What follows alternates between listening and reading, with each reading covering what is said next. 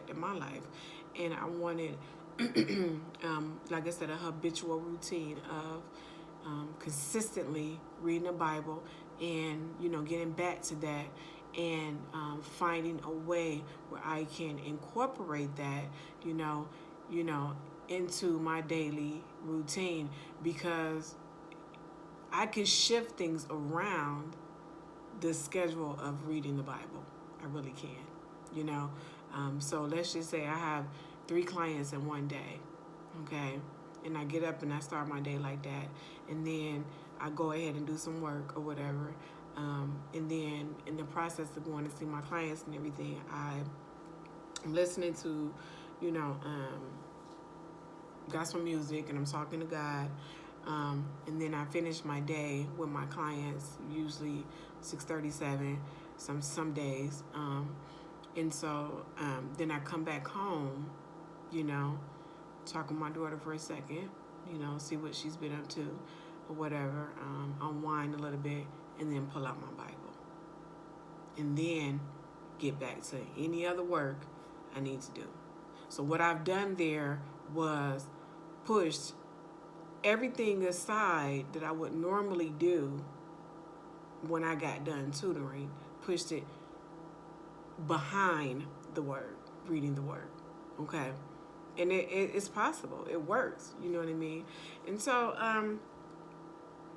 my experience with it was, it was wild, because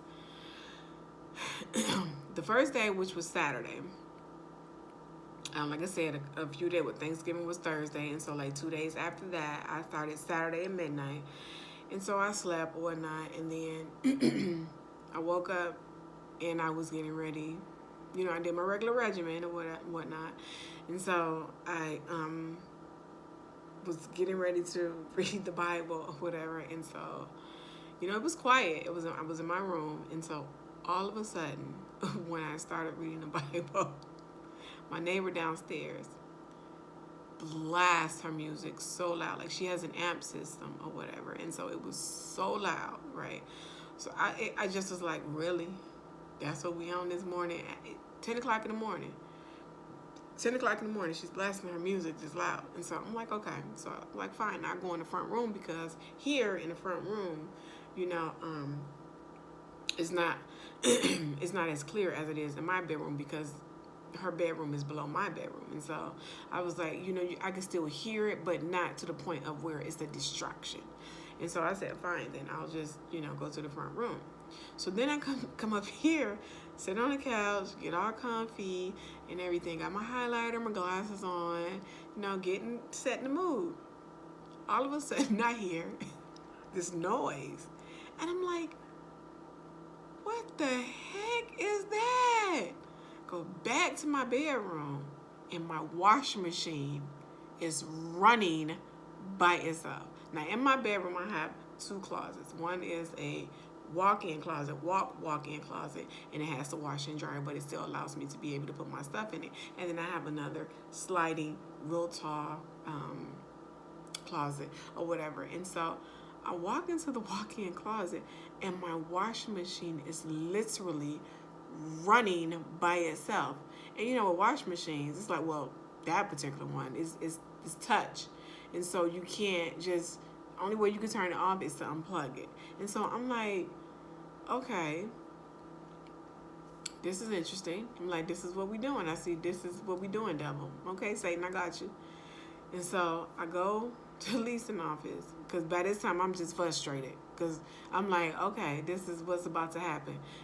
Go to the leasing office. I tried to call the leasing office and was saying some wacky stuff on the phone. Like, I could not get through. It was just so weird. I'm like, really? I can't even call the leasing office?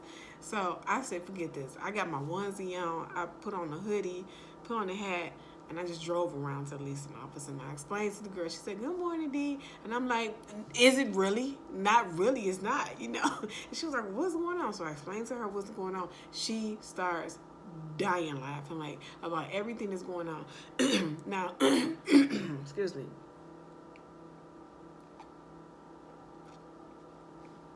Now get this. She put the work order in. Now this is Saturday, the very first day. She put the work order in for the washer. And then she called the girl downstairs and explained to her, look, you can't, I don't care that it's before 10 p.m. You can't be having your music that loud. There's people around you, like you can have your music loud, but not to the point where, it's vibrating walls and, you know what I mean? And so she's explaining to her, so the girl got an attitude and blah, blah, blah, blah, blah. So I come back to my apartment or whatever, okay? She put the work order. She said she wrote my name down for the work order, but I don't know if she ever told maintenance. I don't know what happened with that situation. But they never showed up to even fix my washer, okay? But then the noise was gone. I'm like, okay, so that was weird. I had even washed one day last week and like twice, one day and one day. I did 2 loads in one day, and no more problems through the 7 days with that washing machine, right? None. And like I said, the maintenance people never even showed up for the wash or whatever. And so then now we're on to day 2, which is Sunday. I go to the store. Like I get up, I do my thing. Go to the store, and I see my guy, like, just randomly see him in the parking lot. And so, we talk or whatever.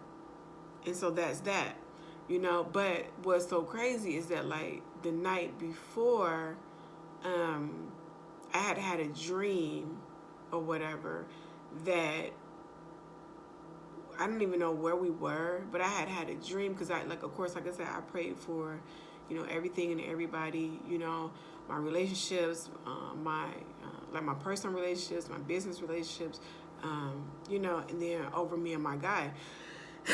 And so, I see, it happened the night before, like I said, Saturday night, going to Sunday, I have a dream, and I see me grab his arm, like me standing in front of him, grab his arm, but his face wasn't showing and mine wasn't showing or whatever, but I know that it was him and me, and I grabbed his arm, like gently grabbed his arm or whatever, and then I couldn't, after that, it was like I was woke up, like that was it.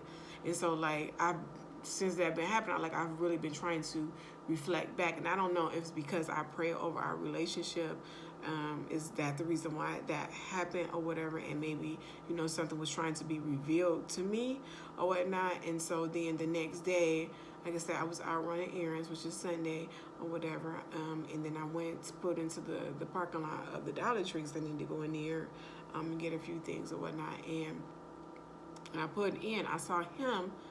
I'm like, oh my God, really, Jesus? And like I said, he and I, we were kind of like into it or whatnot. And so I was like, now I got to face him. You know what I mean? Like I'm thinking to myself, like, now I got to face this situation. Like, what is this? Really, Jesus, this what we doing today? And so I put into my space, and he looked like, and so it's crazy because he actually said when he saw me, before he even knew I was even there, he had came out the Dollar Tree, and when he came out the Dollar Tree, he was like, God, I love her. She has my heart. And so then that's, pretty much when we had the encounter and saw each other, whatever. So we stood outside and we were talking, and then, that was that. So then the next day, which is the 3rd day now, which was Monday, I was reading the Bible or whatever, and it just hit me. You know what I mean? Like it was some things that were revealed to me, on my behavior, my actions, and the way I had been acting towards him. And so, like I said, with some things revealed or whatnot. And so, I had, I had a moment. I was like, you got to apologize, D. Like, you have to apologize to him. Like, and you got to give an explanation, And so later on that night, I'm back into it. Like, I go out and do, I go out and I'm working with my clients. I had 3 clients, or no, 2 that day. And I'm praying. I'm like, Lord,